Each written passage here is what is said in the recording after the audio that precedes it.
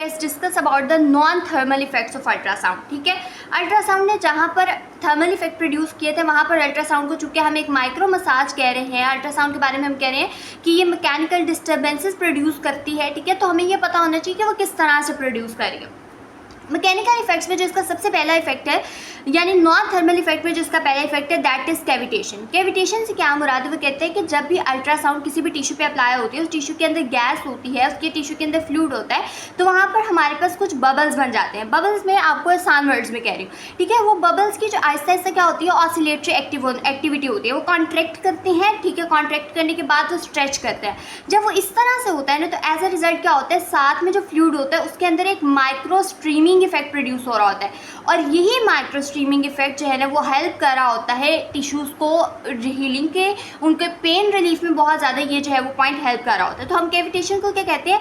Oscillatory activity of the highly compressible bodies. ठीक है, compressible bodies यानी हमारे पास जो भी हमारे पास वहाँ पर बबल्स बन रहे थे, जो भी हमारे पास अंदर ऐसे टिश्यूज़ के अंदर स्ट्रक्चर प्रेजेंट थे जो कंप्रेस हो सकते थे, उनके बारे में यहाँ पर बात करें। अब वो कहते हैं कैविटेशन आपके पास दो तरह से हो सकती है, वो स्टेबल भी हो सकती है, वो अनस्टेबल भी हो सकती है। स्टेबल कैविटेशन से क्या मुराद है कि एक बबल बन रहा था, ठीक है, वो कॉन्ट्रैक्ट कर रहा था, वो स्ट्रेच कर रहा था, लेकिन वो मेंटेन रह रहा था। ठीक है, वो ब्रस्ट नहीं हो रहा था। ठीक है, जब इस तरह से होगा तो यही वाले पर हमारे पास क्या प्रोड्यूस करेंगे? माइक्रो स्ट्रीमिंग इफेक्ट प्रोड्यूस करेंगे। जबकि अनस्टेबल कैविटेशन ऐसी कैविटेशन है जिसके अंदर वो कहते हैं कि बबल आहिस्ता आहिस्ता बड़ा होता जाता है, ठीक है, और उसके बाद वो ब्रस्ट कर जाता है। जब वो ब्रस्ट कर जाता है तो एज अ रिजल्ट क्या होता है, वहाँ पर एकदम से हीट रिलीज होती है और लोकल राइज इन टेम्परेचर हो जाता है, जो कि as a result burn cause कर सकती है, which is a very negative thing, जो कि हम इसके डेंजर्स में भी पढ़ते हैं।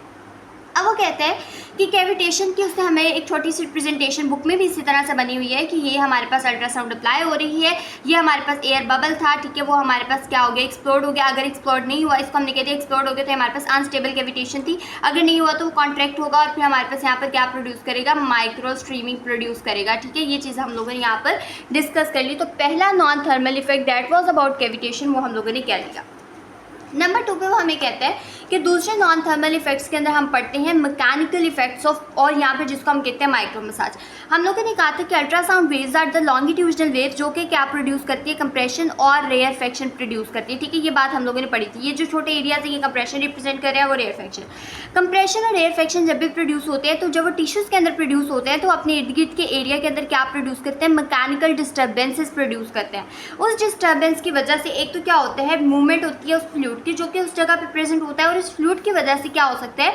एडिमा रिडक्शन भी हो सकती है, क्योंकि हम कहते हैं abnormal accumulation of the fluid into the interstitial spaces is termed as edema. तो एडिमा को वो कहते हैं कि जो भी हमारे पास एडिमा को दोबारा से उस फ्लूइड को पुश करने के लिए भी हम इसको यूज़ कर सकते हैं।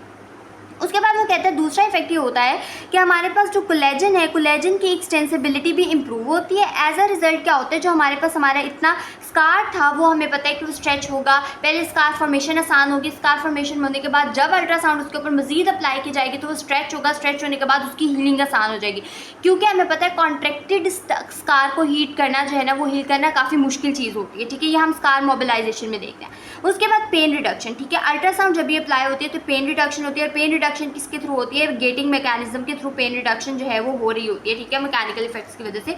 ऑब्वियसली हमें पता है कि कोई भी ऐसी जगह जो स्टिमुलेट हो रही है, जहाँ पर थोड़ी सी मैकेनिकल वाइब्रेशन प्रोड्यूस हो रही है, एज अ रिजल्ट वो क्या प्रोड्यूस करती है? रिडक्शन करती है पेन को। ये तो हम बहुत अच्छे से जान गए। उसके बाद वो कहते हैं कि अल्ट्रासाउंड के जहाँ मैकेनिकल इफेक्ट्स थे वहाँ पर इसी अल्ट्रासाउंड के क्या हैं? बायोलॉजिकल इफेक्ट्स भी हैं। बायोलॉजिकल इफेक्ट में वो कहते हैं कि हमारे पास जो हीलिंग की 3 स्टेजेस होती है, यानी हमारे पास एक फ्रैक्चर की हीलिंग की पहले इन्फ्लेमेटरी स्टेज हुई, हीलिंग मतलब वहाँ पर फ्रैक्चर हुआ, वहाँ पर सारे इन्फ्लेमेटरी मीडिएटर्स आए, इम्यून रिस्पॉन्स हुआ और सारा कुछ चीज़ें चली। ठीक है, इन्फ्लेमेटरी रिस्पॉन्स जनरेट हुआ। ठीक है, ल्यूकोसाइड, लिम्फोसाइड जो भी हमारे पास वहाँ पर आते थे, टी सेल्स वगैरह। ठीक है, उसके बाद क्या हुआ? नंबर 2 पे वो कहते हैं कि हमारे पास प्रोलिफ्रेशन हुई। ठीक है, बहुत ज़्यादा मायोफिब्रिल्स, फाइब्रोब्लास्ट वगैरह आए, उन्होंने कोलेजन स्टार्ट की, स्कार बनना शुरू हुआ। तीसरा वो कहते हैं रीमॉडलिंग फेज था, यानी जो वहाँ पर सारी चीज़ें बन गई थी, दोबारा से रिकन्स्ट्रक्शन शुरू हो गई थी, उसकी रीमॉडलिंग होनी है, यानी उससे उस जगह पर फिट होना, जो एक्स्ट्रा टिश्यूज़ थे उनको जो है वो उनका नेक्रोसिस हो जाएगा, लाइसोसोम्स उनको कर लेंगे। अब वो कह रहे हैं कि हमारे पास इन तीनों फेजेस के अंदर जो है ना अल्ट्रासाउंड इफेक्टिव होती है। ठीक है, किस तरह से इफेक्टिव होती है? वो कहते हैं हमारे पास सबसे पहले जो इन्फ्लेमेटरी फेज़ होता है ना, ये हमारे पास जो अल्ट्रासाउंड जब इस फेज़ में अप्लाई की जाती है तो ये क्या करती है, fragility of the lysosome membrane को इंक्रीज़ कर देती है, यानी लाइसोसोम मेम्ब्रेन ईजी से ब्रस्ट होती है। वो एज अ रिजल्ट क्या रिलीज़ करती हैं, लाइसोसोमल एंजाइम्स रिलीज़ करती हैं, एंजाइम रिलीज़ होती है। तो एज अ रिजल्ट जो वहाँ पर इतना सारा डेब्रिस होता है जो आपके इन्फ्लेमेटरी सेल्स की वजह से, या फिर वहाँ पर बहुत ज़्यादा जो ब्लड एक्यूमुलेशन हुई होती है, ठीक है, डेड टिश्यूज़ होते हैं, उन सबको क्या कर लेती हैं, डाइजेस्ट कर लेती हैं, एब्जॉर्ब कर लेती है। पहला स्टेप हो गया, यानी उसने पहले स्टेप को स्पीड अप कर दिया। दूसरा क्या था, प्रोलिफरेटिव फेज था। प्रोलिफरेटिव फेज के अंदर वो कहते हैं कि हमें पता है कि हमारे पास होते हैं फाइब्रोब्लास्ट होते हैं, मायोफाइब्रोब्लास्ट होते हैं, ये सारे आकर ना हेल्प करते हैं सेल्स के प्रोडक्शन में।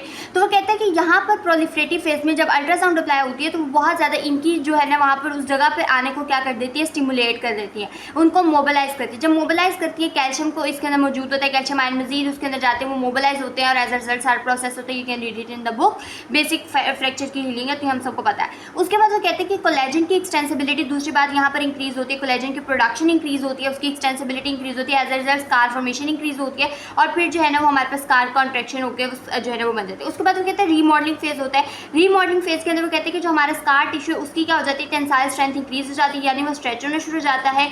जब वो स्ट्रेच होता है तो एज अ रिजल्ट ना, अच्छा यहाँ पर टेंसाइल स्ट्रेंथ इंक्रीज होती है। टेंसाइल स्ट्रेंथ हमारे पास उन टिश्यूज़ की इंक्रीज होती है जो वहाँ पर बनते हैं, और जो स्कार है वो स्ट्रेच होता है। जब स्कार स्ट्रेच हो जाता है तो उसको जो है ना वो हील करना आसान हो जाता है, ठीक है। तो ये हमारे पास सारा जो है ना बेसिक हम लोगों ने अभी तक क्या डिस्कस कर लिया अल्ट्रासाउंड के non thermal effects, cavitation, mechanical effects जो कि हमने पढ़े, और उसमें बायोलॉजिकल इफेक्ट्स हमने डिस्कस किए। नेक्स्ट पार्ट में हम इसके डेंजर्स और नेक्स्ट पार्ट में हम इसके थेरेप्यूटिक यूजेस और फिर डेंजर्स एंड कॉन्ट्राइंडिकेशन डिस्कस करेंगे।